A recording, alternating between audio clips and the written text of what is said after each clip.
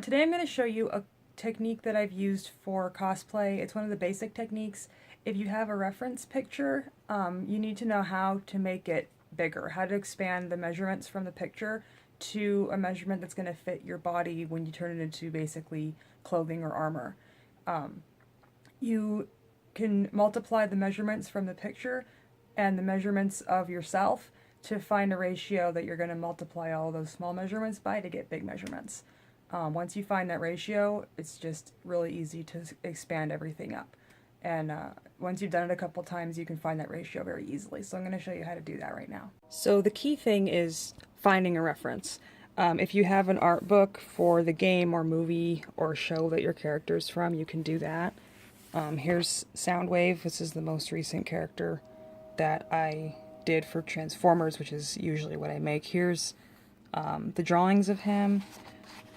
The first cosplay I ever did was Starscream here, and there's these references. Now these drawings are very small, like you can see they're smaller than my hand. So the other thing I did was I went on Netflix and I just took as many screen captures as I could of him in as many different poses as I could, and then here's the original ones, even more different ones that I was able to find. So that was very helpful. And you can see the end results of both of those characters. Here's Starscream and here's Soundwave. Most recently I made Zelda from the Ocarina of Time. Here's the finished armor that she wears on her shoulders. And I only had 2 references for her. So here's the one picture that I had, got reflections on it, oops, and there's the other one. But from these 2 drawings, I was able to match these proportions of her armor, and take it from that tiny drawing size up to a size that actually fits me. I made the armor and this piece here and her crown, and then my friend made me the dress. Here's just a couple pictures of Zelda all put together at Comic-Con, so you can see how the armor looks actually on at the scale that I ended up making it. Okay, so here are a few of the poster board patterns that I made, that I traced onto foam when I cut out to actually make that armor. And I'm going to make a video later about how to prepare and shape and paint foam. But always start with cardboard or paper. Label everything front, back, which side it's on. That's the shoulder. That's the top of the shoulder. Here's the front of her armor right here. Those little side pieces, and then the Hylian crest right here goes on. That was a separate layer of foam. So how do you get from this tiny scale up to a scale that you can actually wear? And I already cut these pieces out before I made the armor, but I'm just going to recreate that process so that you can see it. You don't need any special tools for this process. All you need is something to measure with. I have my handy dandy tape measure here. It's got millimeters on one side and inches on the other side. You can use a ruler, obviously. Since I have a floppy tape measure, I'm going to have just a straight edge. This is the kind of metal that I use to reinforce my Transformers armor on the inside, but it doubles as a handy ruler. And then pencil and paper. That's it. Okay, so we've been talking about a ratio, which means we need to find a number. Now, my height is 5'6", which equals 66 inches. You can convert this to centimeters if you want to. I'm actually going to be doing most of my work in centimeters, but this doesn't matter for this first part because the ratio is going to be the same. This is the great thing about ratios. So 66 inches, and I'm going to measure Zelda here. Oh, come on, brighten up. There's a big old reflection on the screen. But I'm going to measure Zelda. There we go. And it's a little tough with a touch screen because it's going to want to follow you. So I'm just avoiding the touch part of this.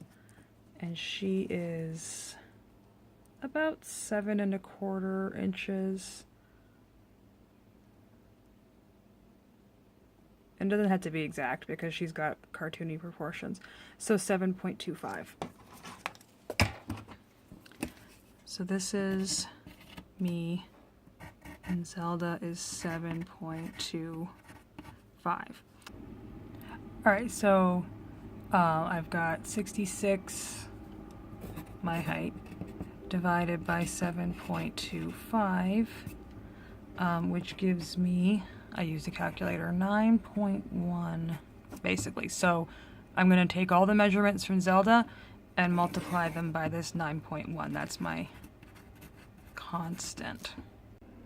Alright, so at this point you would want a second piece of paper. This has got all your measurements on it. This is going to be where you're going to do the outline. You can do this on cardboard. It's a little bit easier to do on cardboard actually, but I have all that stuff put away. But it works on paper too. You just have to be careful if you were going to really trace it. I'm going to do this in millimeters just because it gives me a little bit easier measurements. And this is, conveniently enough, about 9.5 millimeters. So 0.5 times 9.1. That was our constant.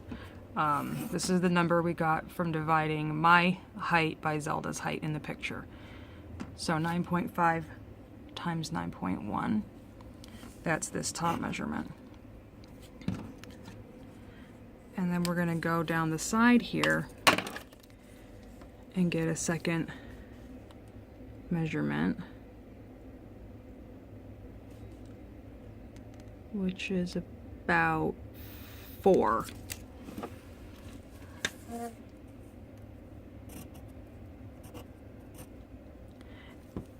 I'm going to put 9.5 for one last measurement. About 8.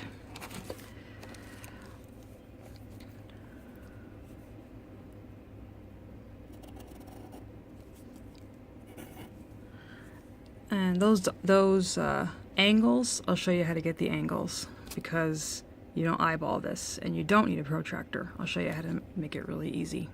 Get these angles without a protractor. I have my ratios all figured out, so I don't need this scale to be perfect anymore. Those circled measurements are the number of millimeters that the final drawing is going to be. I multiplied the small measurements by 9.1, which was the constant that we found. That was the ratio. So now, to make this easier, I'm going to expand this up. I turned this screen brightness all the way up on my iPad too. And I'm just going to trace a few measurements here. And the screen's kind of going to jiggle around. That's the problem with using a touch screen. I usually do this off of my laptop. But if you're just gentle, you can trace those angles, and I'm using my hand on the edge of the screen to kind of protect it. Doesn't need to be perfect. All you're going for is the angles themselves. Once you have those, you can darken them, and then these are your protractors. So the size of this drawing doesn't matter because you know how long the lines are going to be based on this. Now these are in millimeters. I'm going to turn them into centimeters because it's way easier. So my first line can be anywhere on your paper. It does not matter. I'm just going to draw a line. And I'm going to take my tape measure and I'm going to make sure that my line is 86 millimeters or 8 centimeters and 6 millimeters. So starting from here, very hard to do while I'm holding the camera, but I don't know where my my stand went. So I've got 8, that's 80 millimeters, and I need 85, 86 millimeters. So between these two dots is my top of my shape. And the reason I traced this is because top of my shape here, I have an angle. And what I'm going to do with that angle is I'm actually just going to fold on this line. And when you fold on that line, what it gives you is essentially a stencil. I'm going to line that up to my line I drew. And once again, a little bit hard to do with one hand, but I'm going to line that up.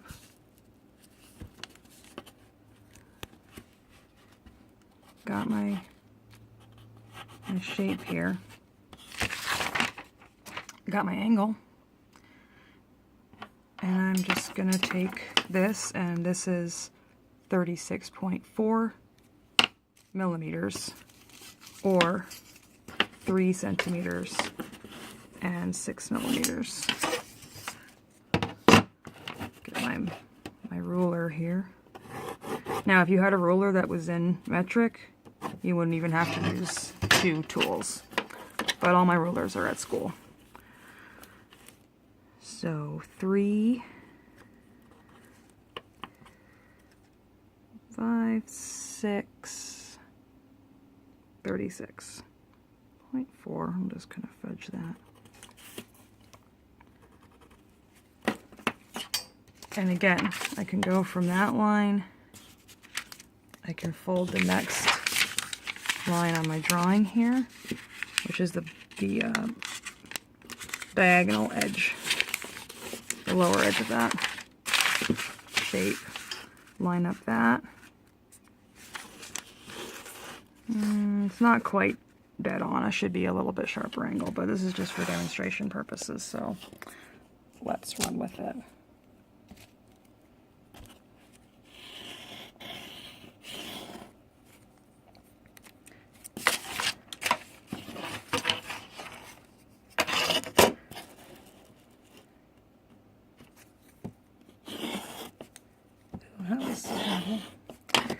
And last time, 72.8 millimeters. I'm just going to call it 73. Again, these don't have to be 100% perfect because you are dealing with a drawing that was not quite perfect to begin with. So 70.